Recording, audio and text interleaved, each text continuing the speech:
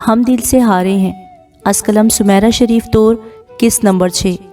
شہباز حیدر کے لیے عشاء کی موجودگی ناقابل برداشت تھی، تو عشاء نے بھی خود کو اتنا مضبوط کر لیا کہ شہباز حیدر کا ہونا یا نہ ہونا اس کے لیے ایک برابر رہ گیا۔ وہ اس سے محبت ضرور کرتی تھی، دونوں کے درمیان ایک مضبوط تعلق تھا، سو وہ مطمئن تھی، اور یہی اطمینان اس دن کے بعد جب وہ شہباز کی گاڑی میں تھی اس کے ہر انداز سے جھلکنے لگا تھا۔ اس نے سوچ لیا تھا کہ اب وہ شہباز حیدر کو اپنی اس درجہ تذلیل کا موقع نہیں دے گی۔ اس نے بھی خود کو جان بوجھ کر بے حسی کی چادر اڑا دی تھی۔ فوزان کی ذمہ داری وہ اب بھی پوری خوش اسلوبی سے نبھاتی تھی، مگر شہباز حیدر کے سلسلے میں اس نے مکمل لا تعلقی اختیار کر لی تھی۔ ایک گھر میں رہتے ہوئے سب کی موجودگی میں یہ ممکن تو نہ تھا، مگر شہباز حیدر کے سلسلے میں اس نے یہ ممکن کر لیا تھا۔ محسن جاوید کا رشتہ شہلا واجد کے لیے آیا تھا۔ ویسے تو یہ سب کے لیے حیرت کی بات تھی، مگر عشاء کو شاید اس رشتے کی امید تھی، اور پھر بڑوں میں یہ رشتہ فائنل بھی ہو گیا تھا۔ دونوں طرف سے باقاعدہ منگنی کا ارادہ تھا۔ منگنی کے دنوں میں وہ فوزان سمیت واجد صاحب کے ہاں چلی آئی تھی۔ یونیورسٹی سے ادھر ہی چلی جاتی تھی۔ فوزان بھی پابندی سے اسکول جا رہا تھا۔ منگنی کی تقریب 3 دن بعد تھی۔ ہفتہ ہو گیا تھا اسے یہاں آئے ہوئے۔ آج کل اس کے بہت ضروری پریکٹیکل ہو رہے تھے، اس لیے روز یونیورسٹی آنا پڑ رہا تھا۔ آج بھی اسی سلسلے میں وہ آئی تھی۔ سارا دن مصروف گزرا تھا۔ 3 بجے کے قریب وہ فارغ ہوئی۔ شہلا کو آج شاپنگ کے لیے جانا تھا۔ اس نے جلدی آنے کو کہا۔ وہ تیز تیز قدم اٹھاتے گیٹ سے باہر نکلی تھی، مگر اپنے سامنے کھڑی سیاہ گاڑی کو دیکھ کر وہ ٹھٹک گئی۔ بڑے ریلیکس موڈ میں گاڑی سے ٹیک لگائے، سن گلاسز لگائے شہباز حیدر منتظر تھے، جبکہ گاڑی کی پچھلی سیٹ پر نظر آتے شہلا اور فوزان کے چہرے۔ آپ پورے 1 ہفتے بعد دیکھ رہی تھی، سو وہ بھی یہاں حیرت یقینی تھی۔ السلام علیکم۔ اسے ایک اور جھٹکا لگا۔ بغور دیکھا، یہ شخص اس پر سلامی بھیجنا تو دور کی بات، نفرت کی نظر ڈالتے ہوئے بھی 1000 بار سوچتا تھا۔ وہ خاموشی سے سر ہلا گئی۔ شہلا نے بھی اسے دیکھ کر گاڑی کا شیشہ نیچے کیا۔ آپ کے انتظار سے گھبرا کر میں آپ کو لینے آ گئی ہوں۔ شہباز بھائی یوں ہی آئے تھے، میں نے ان کو چلنے کو کہا تو چلے آئے۔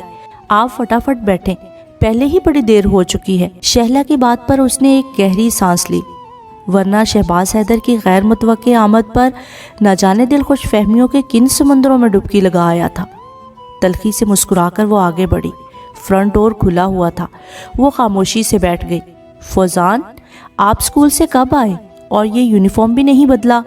پچھلی طرف رخ کر کے اس نے فوزان سے پوچھا۔ یہ 1 بجے ہی آ گیا تھا، دادا جان عدیل وغیرہ کو لینے گئے تو ان کے ساتھ چلا گیا تھا۔ 2 بجے کے قریب شہباز بھائی اسے ہی چھوڑنے آئے تھے، کہہ رہے تھے کہ آپ کے پاس آنے کی ضد کر رہا تھا۔ شہلا نے جواب دیا۔ کھانا کھایا تھا؟ دادا نے کھلا دیا تھا، پھر پاپا نے آئس کریم کھلائی تھی۔ ماما میں آگے آ جاؤں؟ اس کے مسکرا کر سر ہلانے پر وہ سیٹ کی بیک سے جگہ بنا کر اچھل کر آگے آ گیا تھا۔ اس کی جھولی میں بیٹھ کر بتانے لگا، ماما، بابا نے پرومس کیا ہے کہ وہ آج مجھے شاپ سے اچھے اچھے کپڑے لے کر دیں گے، کھلونے بھی اور بڑا سا جہاز بھی۔ فوزان کے چہرے کی خوشی دیکھنے کے قابل تھی۔ وہ مسکرا دی۔ پاپا ماما کے بھی اچھے اچھے کپڑے لیں گے اور آپ کے بھی۔ اس کے مسکرانے پر وہ فوراً گاڑی ڈرائیو کرتے شہباز کی طرف متوجہ ہوا تھا۔ عشاء نے فوراً رخ بدلا اور باہر دیکھنے لگی۔ اس دن کے بعد اس نے اس شخص سے بات کرنا چھوڑ دیا تھا۔ شہباز نے بیٹے کے جواب میں کہا تھا۔ ماما، آپ کیسے کپڑے لیں گی؟ بالکل ویسے لیجئے گا جیسے آپ نے اس دن پہنے تھے جب آپ دلہن بنی تھی نا۔ پاپا، ہم ماما کے دلہنوں والے کپڑے لیں گے، ہے نا؟ وہ شہباز کے ساتھ ساتھ اس کا بھی سر کھا رہا تھا۔ عشاء ایک دم خفت سے دوچار ہوئی۔ فوزی، چپ کر کے بیٹھو، اس نے ٹوک دیا۔ بڑی باتیں کرنی آ گئی ہیں تمہیں؟ شہباز حیدر نے رخ موڑ کر اسے دیکھا۔ سرخ خفت سے 2-4 چہرے پر برہمی کے آثار تھے۔ پچھلی سیٹ پر بیٹھی شہلا عشاء کے فوزان کو ڈانٹنے پر ہنس دی۔ بھلا بچے بیچارے کو کیوں ڈانٹ رہی ہو؟ اس میں اس کا کیا قصور؟ بڑا تیز ہوتا جا رہا ہے یہ۔ منہ بسوڑتے فیضان کو دیکھ کر اس نے اپنی خفت مٹائی تھی۔ ہلکی سی چپت لگائی، اس کا منہ بھول گیا۔ مجھے نہیں بیٹھنا آپ کے پاس، گندی ہیں، ڈانٹتی ہیں پاپا، ماما گندی ہیں۔ فوزان کو ڈانٹ کا بڑا پتا تھا، فوراً واک آؤٹ کر گیا۔ ابھی بھی عشاء کے ڈانٹنے پر برے برے منہ بناتا اس کی گود سے نکل کر شہباز کی گود میں جا بیٹھا تھا۔ شہباز نے گاڑی ڈرائیو کرتے اس کے گرد بازو لپیٹ کر سیدھا کیا تھا، پھر مسکرا کر دیکھا۔ عیشا چپ کر کے باہر دیکھنے لگی۔ شہلا نے اپنی ضروری شاپنگ کرنی تھی، اس نے وہ کی تھی۔ شہباز حیدر نے فوزان کے لیے کچھ کپڑے، کھلونے اور ضروری چیزیں لی تھی۔ پھر سردیوں کا موسم تھا، اسی مناسبت سے کپڑے خریدے گئے۔ شہلا کے بار بار کہنے پر بھی عیشا نے کچھ نہیں لیا تھا۔ یہ نہیں تھا کہ اس کے پاس پیسے نہیں تھے، دادا جان، واجد صاحب، دادی امی سبھی اکثر اسے پیسے دیتے رہتے تھے۔ اس وقت بھی اچھے خاصے پیسے تھے اس کے پاس، مگر جب دل نہ مانتا ہو تو کچھ چیز بھی اچھی نہیں لگتی۔ شہباز حیدر ہوتے تو شاید کچھ لے لیتی۔ پھر اس کے پاس اچھے خاصے کپڑے موجود تھے۔ نکاح کے لیے 5-6 اچھے خاصے قیمتی فینسی ڈریس چچی جان نے بنوائے تھے، وہ بغیر چھوئے پڑے تھے۔ وہ مطمئن تھی کہ ان میں سے کوئی ایک پہن لے گی۔ وہ دونوں جیولری کی دکان میں تھی جب شہباز فوزان کو ان کے پاس چھوڑ کر خود چلا گیا تھا۔ 1 گھنٹے کے بعد ان کی آمد ہوئی۔ ان کے ہاتھ میں کئی شاپرز تھے، شاید انہوں نے اپنے لیے شاپنگ کی تھی۔ شہلا کی شاپنگ مکمل تھی، شہباز حیدر کا انتظار تھا۔ شام ہو رہی تھی، عشاء کا بھوک سے برا حال ہو رہا تھا۔ صبح سے پیٹ میں سلائس اور ایک چائے کے کپ کے علاوہ کچھ بھی نہیں تھا، اوپر سے یہ بازار کی خریداری۔ سارا دن باہر گزار کر اس کا جسم درد سے چور ہو رہا تھا۔ واپسی میں شہباز ان کو ایک ریسٹورنٹ میں لے آئے تھے۔ عشاء سیدھا گھر جانا چاہتی تھی، اسے ہوٹلوں کی یہ عیاشی کبھی اچھی نہیں لگی تھی، مگر اب کیا کہہ سکتی تھی؟ اس نے شہباز حیدر سے کبھی نہ بولنے کی قسم کھائی تھی۔ بھوک سے برا حال ہونے کے باوجود عشاء واجد نے ایک لقمہ بھی نہیں لیا تھا۔ فوزان اور شہلا نے اسے کتنی مرتبہ کچھ نہ کچھ کھا لینے کا اصرار کیا تھا، مگر پانی کے ایک گلاس کے علاوہ اس نے حلق سے کچھ بھی نہ اتارا تھا۔ شہباز حیدر اسے فوزان کی وجہ سے اپنی زندگی میں شامل کرنے پر مجبور ہوا تھا، وہ جان گئی تھی، سو اس نے خود کو فوزان کی حد تک محدود کر لیا تھا۔ وہ اس شخص کا کوئی احسان نہیں لینا چاہتی تھی۔ واپسی کا سفر وہ شام کے ملگجے اندھیرے میں کچھ نہ کچھ کھوجتی رہی تھی۔ فوزان اس کی گود میں تھا، وہ سارے دن کی تھکن کی وجہ سے سو چکا تھا۔ شہلا اور شہباز کوئی نہ کوئی بات کرتے رہے تھے، جبکہ وہ بالکل گمسم تھی۔ آج شہباز حیدر جب تک ان کے ساتھ تھا، قدم قدم پر اس کی موجودگی عشاء کو ڈسٹرب کر رہی تھی، مگر اس موجودگی میں بھی لاتعلق تھی، اور اسی لاتعلقی نے عشاء واجد کے اندر کی رہی سہی طاقت بھی سلب کر لی تھی۔ گھر آ کر اس نے سوئے ہوئے فوزان کو اٹھا کر سنبھال کر گاڑی سے قدم باہر رکھے تھے، جب شہباز نے دوسری طرف آ کر اس کے بازوؤں سے فوزان کو لے لیا تھا۔ وہ لب بھیج کر اپنا بیگ، کتابیں اور فائل لے کر سیدھی اپنے کمرے کی طرف آئی تھی، جو اس گھر میں اس کے لیے مخصوص تھا۔ شہباز حیدر نے فوزان کو اٹھائے، دوسرے ہاتھ میں مختلف شاپنگ بیگز بھی بستر پر ڈھیر کیے۔ ان سب میں فوزان کی شاپنگ تھی، مگر سبز رنگ کا وہ شاپنگ بیگ اٹھا کر شہباز نے اس کی طرف بڑھایا تھا۔ وہ حیران ہو کر دیکھنے لگی۔ یہ میں نے تمہارے لیے خریدا تھا۔ عشاء کے ہونٹوں پر تلخی آ ٹھہری۔ کیوں؟ شہباز نے اسے بغور دیکھا۔ اس دن کی روتی بسورتی عشاء کے برعکس کچھ مختلف سی لگی۔ فوزان کے لیے کی تھی تو ظاہر ہے تمہارے لیے بھی کی ہے۔ کیوں کا کیا سوال؟ انہوں نے روب سے کہا تھا، مگر وہ ان کے روب میں اب نہیں آنے والی تھی۔ پلیز مجھ پر یہ احسان کرنے کی ضرورت نہیں، اپنا یہ شاپنگ بیگ اٹھائیں اور لے جائیں، مجھے آپ کی یہ خیرات نہیں چاہیے۔ اگلے ہی لمحے وہ غصے سے پھنکاری تو شہباز نے حیرانگی سے اسے دیکھا۔ تمہارا دماغ تو ٹھیک ہے؟ اگلے ہی لمحے ان کا ازلی غصہ اٹھ کر آیا، خاص طور پر خیرات کے لفظ پر۔ جی الحمدللہ، مکمل ہوش و حواس میں ہوں، اور مجھے اپنی اوقات بھی اچھی طرح یاد ہے۔ میں نے اپنی سے پوری کوشش کی تھی کہ بھولے سے بھی آپ کے منہ لگنے کی کوشش نہ کروں، مگر آپ مجبور کرتے ہیں۔ میرے لیے میرے باپ کا پیسہ کافی ہے، آپ اپنی یہ خیرات کسی اور کی جھولی میں جا کر ڈالیں۔ وہ تو 2 دھاری تلوار بنی ہوئی تھی۔ شہباز حیدر غم و غصے سے دیکھے گئے۔ عشاء، خیرات کے لفظ پر وہ بری طرح دھاڑے تھے۔ وہ سر جھٹک گئی۔ مجھے اچھی طرح یاد ہے کہ آپ نے ہی تو کہا تھا، آپ مجھے اپنے گھر والوں کی وجہ سے، فوزان کی وجہ سے اپنانے پر مجبور ہوئے ہیں، اور میں صرف فوزان کے لیے مخصوص ہوں۔ آپ کے نزدیک میری ذات کی کوئی اہمیت نہیں، تو اب یہ عنایت کیوں؟ اس لیے کہ آپ اپنے بیٹے کے حصے کی بچی کھچی خیرات میری جھولی میں ڈال کر احسان کرنا چاہتی ہیں۔ میں نے تو اس دن کے بعد آپ کی راہ میں آنا، آپ کی طرف دیکھنا تو دور کی بات، اس راہ پر آنا تک چھوڑ دیا ہے جہاں مجھے گمان گزرتا ہے کہ آپ کی موجودگی ممکن ہے، تو پھر یہ عنایت کیوں؟ شہباز حیدر غصے سے اسے دیکھے گئے۔ بس تمہارا دماغ خراب ہے، خناس پھڑا ہوا ہے اس میں، اور کچھ نہیں۔ غصے سے شاپنگ بیگ بستر پر پٹکتے وہ باہر نکل گئے تھے۔ عشا نے تیزی سے آگے بڑھ کر وہ شاپر اٹھایا اور ان کے پیچھے لپکی۔ وہ بغیر رکے اپنی گاڑی کی طرف چل رہے تھے۔ کیا ہوا؟ وہ بھی تیزی سے ان کے پیچھے بھاگی تو پیچھے سے شہلا نے آواز دی، مگر وہ پلٹے بغیر ان تک پہنچی تھی۔ وہ گاڑی سٹارٹ کر چکے تھے۔ مجھے اس خیرات کی قطعی ضرورت نہیں ہے، میرے پاس اللہ کا دیا ہوا بہت کچھ ہے، نہ ہی مجھے آپ کے اس نام نہاد نفرت کی ضرورت ہے جس کا راگ آپ الاپتے رہتے ہیں۔ اتنی ہی بری لگتی ہوں تو مجھے میری ذات کو تسلیم کرتے ہوئے میری برائیوں کا ذکر کریں۔ میں اف کر گئی تو کہیے گا، مگر اس بے وجہ کے ٹھکرائے جانے کا برداشت نہیں کروں گی۔ اپنے جذبوں سے ہار کر آپ کا نام مقدر میں لکھوایا ہے تو اس خیرات سے بڑھ کر حق طلب کرنے کا حق رکھتی ہوں۔ اگر دینی ہی ہے تو مجھے میری وہ عزت دیجیے جو بیوی ہونے کے ناطے آپ پر فرض ہے، یہ خیرات نہیں۔ ان کی طرف آ کر کھڑکی میں سے جھک کر سب کہہ کر شاپنگ بیگ اندر پھینک کر وہ رکی نہیں تھی، تیز رفتاری سے پلٹ بھی گئی تھی۔ وہ گمسم حواس باختہ حیرت زدہ دیکھتے رہ گئے تھے۔ اقرار گئے، انکار گئے، ہم ہار گئے، جینے کے سب آثار گئے، ہم ہار گئے۔ کچھ یادیں اس کی سیج سمندر ڈوب گئیں، کچھ سپنے اپنے رہ اس پار گئے، ہم ہار گئے۔ ایک عمر رہی ہے جیت سے بے پرواہ، لیکن جب جیتنا چاہا جیون وار گئے، ہم ہار گئے۔ وہ ابھی تک حیرت زدہ و پریشان اور گمسم تھے۔ وہ جس لڑکی کو کبھی کسی خاطر میں نہیں لائے تھے، جسے ہمیشہ ڈانٹ کر کم عقل، نادان لڑکی سمجھتے رہے تھے، وہی ان کی شکست کا باعث بنتی جا رہی تھی، اور وہ بھی بری طرح حیرت زدہ تھے۔ ابھی تک گمسم تھے، سمجھ نہیں پا رہے تھے جو حفاظتی پل وہ باندھتے آ رہے تھے وہ ایک دم کیوں ٹوٹتے جا رہے ہیں۔ اندیکھی خواہشیں، جذبوں کا منہ زور ریلا ان حفاظتی بندوں اور تختوں کی پرواہ کیے بغیر اب سب کچھ بہا لے جانا چاہ رہا تھا۔ کیوں وہ ایک دم اچانک کمزور پڑتے جا رہی ہیں؟ جذبے اس قدر منہ زور تھے یا حفاظتی اقدامات بے حیثیت تھے؟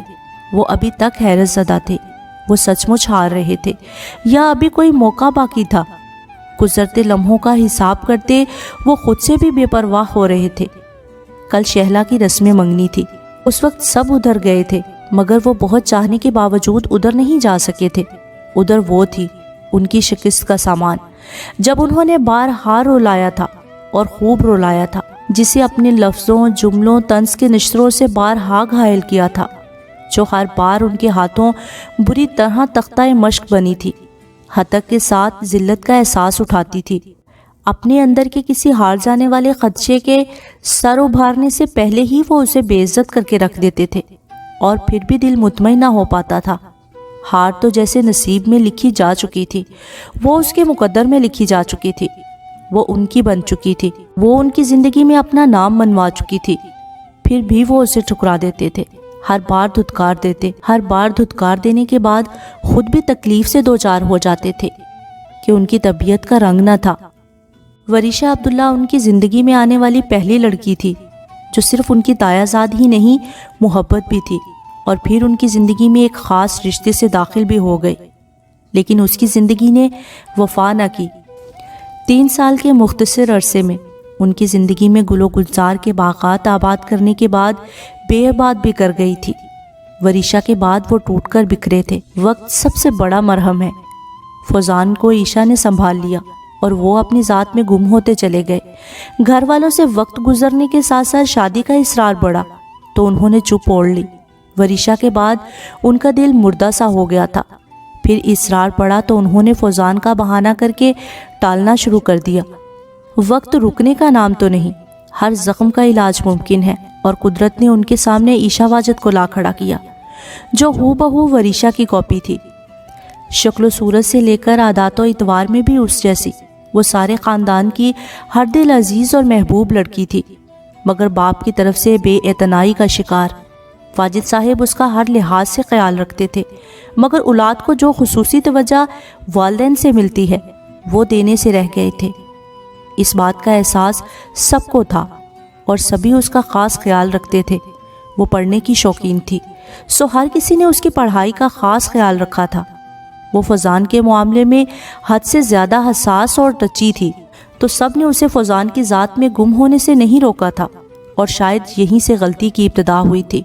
اور جب شہباز حیدر کو غلطی کی سنگینی کا احساس ہوا، وقت بہت گزر چکا تھا۔ عائشہ واجد کے دل و دماغ میں ایک واضح تشبیہ اتر آئی تھی، اور جب انہیں اپنے شک کے یقین ہونے پر مہر ثبت ہوئی تو انہوں نے حفاظتی اقدامات کرنے شروع کر دیے تھے۔ وہ اس ننھی سی لڑکی سے ڈر گئے تھے جس کی گہری آنکھوں کے سمندر ان کی شکست کا سامان کرنے کے لیے کافی ہو سکتے تھے۔ انہیں لگتا تھا جیسے وہ ان کی ذات کے گرد کھڑی بلند و بالا فصیلوں کو ڈھانے کے چکر میں ہے۔ ہر بار اسے سامنے کے بعد وہ اپنے گرد موجود فصیلوں کو مزید بلند کر لیتے تھے۔ وہ پتھر نہیں تھے مگر خود کو پتھر بنانے پر مجبور تھے۔ وہ بے حس نہیں تھے مگر اپنی بے حسی کا مظاہرہ کرنے میں ہی انہیں عائشہ واجد کی بھلائی دکھائی دے رہی تھی۔ ایسے میں فوزان کا اس سے حد سے زیادہ لگاؤ۔ وہ جتنی بھی کوشش کرتے کہ فوزان کی توجہ اس کی ذات سے ہٹ کر اپنی طرف مبذول کروا لیں، انہیں اسی قدر ناکامی کا سامنا کرنا پڑتا تھا۔ اور وہ ایک ماہ جو انہوں نے انکشاف کے بعد فوزان کو اپنی طرف ملتفت کرنے میں گزارا تھا، وہ ایک ماہ بھی بیکار گیا۔ انہیں اس رات اپنی حماقت کا شدید احساس ہوا جب انہوں نے بہلا پھسلا کر فوزان کو اپنے پاس سلانے پر راضی کر لیا تھا، مگر آدھی رات کو اٹھنے کے بعد فوزان کا رونا دھونا وہ سخت اذیت سے دوچار ہو گئے تھے۔ وہ ایک ماہ کا عرصہ جو انہوں نے فوزان کے لیے ہر کام کو پس پش ڈال کر گزارا تھا، عائشہ کے ساتھ گزارے 6 سالوں کی تربیت و عادت کو بدلنے کے لیے کچھ بھی نہ تھا۔ وہ لڑکی فوزان کی صورت میں ان کی سب سے بڑی شکست بن کر سامنے آئی تھی۔ وہ تلملا کر رہ گئے۔ اس تصور سے ان کا بیٹا ہی ان کے قابو میں نہیں آ رہا تھا، اور اسی رات اس کے کمرے تک جاتے ہوئے فوزان کو اس کے بازوؤں میں دیتے ہوئے، اسے تلخی سے دیکھتے ہوئے، غصے سے اس پر اپنے باخبر ہونے کا اظہار کرتے ہوئے، انہیں ہر لمحے اپنے ہار جانے کا دھڑکا لگا تھا، اور اس دھڑکے نے انہیں مزید تلخ کر دیا تھا۔ اور اگلی صبح جب وہ ان کے سامنے کھانے کی ٹرے لے کر آئی تھی، وہ پھر اس خوف سے جکڑتے چلے گئے کہ یہ لڑکی باقاعدہ ان کی شکست کا اہتمام کرنے سامنے آ چکی ہے۔ تب انہوں نے اندر کی تلملاہٹ، خوف، ہار جانے کے ڈر کو اپنے غصے، اپنی تند مزاجی میں لپیٹ کر اس لڑکی کو بری طرح نفرت کا اظہار کرتے دھتکار دیا تھا۔ کچھ عائشہ واجد کے بھرپور اظہار نے اس کے اندر آتش فشاں کو گویا بارود دکھا دیا تھا۔ وہ خود بھی نہیں جانتے تھے کہ وہ کیا کہہ رہی ہیں، مگر خود کو کچھ بھی تلخ نفرت انگیز کہنے سے باز بھی نہیں رکھ سکتے تھے۔ اور تب تو حد ہی ہو گئی تھی جب انہوں نے عائشہ کے منہ پر اپنا ہاتھ اٹھتا دیکھا تھا۔ پلیز شہباز، میرے ساتھ یوں پیش نہیں آئے، مجھے اتنی نفرت سے مت دھتکاریں۔ میں آپ کو کب مجبور کر رہی ہوں کہ میری محبت کو قبول کریں؟ کم از کم فوزان کے لیے تو اپنی زندگی میں اتنی جگہ دے دیں۔ قسم سے ساری زندگی کچھ نہیں مانگوں گی، مگر آپ کی نفرت نہیں سہ سکتی۔ پلیز شہباز، وہ اس کا نام لے کر انہیں پکار رہی تھی، جس لڑکی کو انہوں نے ہمیشہ اپنی بھتیجی کے روپ میں دیکھا تھا۔ اس کے منہ سے یہ اظہار، یہ التجا کیسے برداشت کر لیتے؟ وہ بری طرح رو رہی تھی، سسک رہی تھی۔ وہ کمرے سے نکل گئے تھے، اور پھر وہ سارا دن انہوں نے بہت اذیت میں گزارا تھا۔ اس لڑکی کے آنسو ان کے پاؤں کی زنجیر بننے کو بیتاب تھے۔ اس کی سسکیاں ان کے دل کے گرد بلند و بالا فصیلوں کو ڈھانے کے در پہ تھی، اور اس کا ہر انداز ان کو گھائل کرنے کو کافی تھا۔ وہ سارا دن بہت مضطرب رہے تھے۔ رات کو لیٹ آئے۔ اگلے دن جب ہوش و حواس سے بیگانہ بخار میں پھونکتا دیکھا تو وہ سب کچھ بھول بھال گئے تھے۔ ہاسپٹل میں اپنے باپ کے ساتھ خوار ہوئے۔ ڈاکٹروں کے پیچھے بھاگتے انہیں ایک دم احساس ہوا تھا کہ یہ لڑکی اتنی کمزور نہیں جتنی وہ سمجھ رہی ہیں۔ وہ لڑکی تو ان کی شکست کا پورا اہتمام کیے ہوئے تھی۔